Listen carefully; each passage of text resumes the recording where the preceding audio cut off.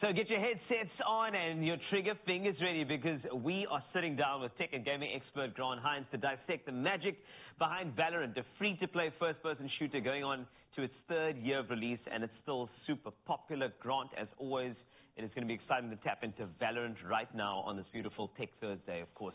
Welcome. Thank you. This is such big news. Oh, wait, I'm just getting absolutely attacked here. Love it. This is such big news in the competitive and esports gaming scene in South Africa, because we finally have local servers for a game that has got competitive renown globally. So that means that we can play a game like this and compete with the rest of the world on international-like experiences, like latency. So the biggest problem, for those of you who don't know what latency is that when you play a shooter or anything, when you like FIFA, for instance, if you engage in an activity, right, you are actually a little bit behind everybody else, because it's sending that information via packets over the internet. And it takes longer to get to those people. So sometimes people have scored a goal and you don't even know. That is still going to happen to you. So now with local servers, it means we're playing mostly other South Africans. And we are getting hosted in Cape Town and in our country. So that means that it's minimal.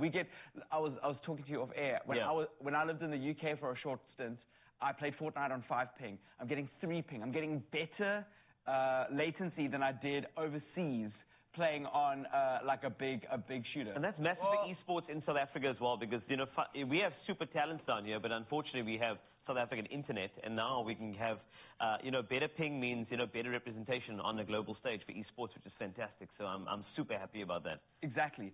So and also the game is free to play. So we often, there are a lot of kids that aspire to be like esports players and want to play in the big arena, but like realistically, it's actually quite tough for us to compete on that level, because we don't have the we don't have the infrastructure to do that. Now we do. A game that is like literally helping us with infrastructure so that we can compete. Oh no, somebody's shooting from behind.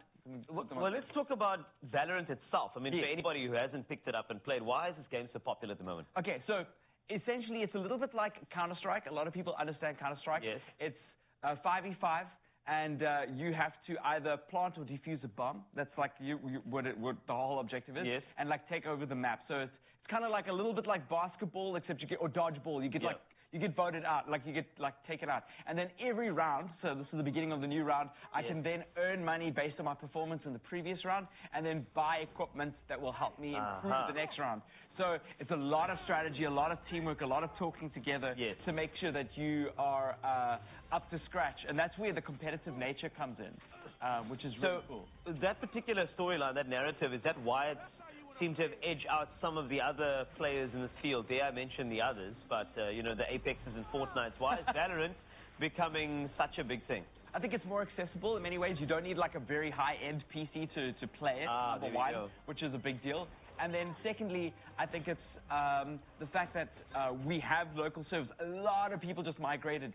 Having the performance to play and just makes the game much better for us to play. We're not on a handicap. We're not like kind of just like dealing anymore. We're getting like proper performance, and I've seen some amazing skill already, and the game's only just like had the servers this week. And I've seen some incredible like headshots and gameplay and competitive like performance from other players, which is really cool.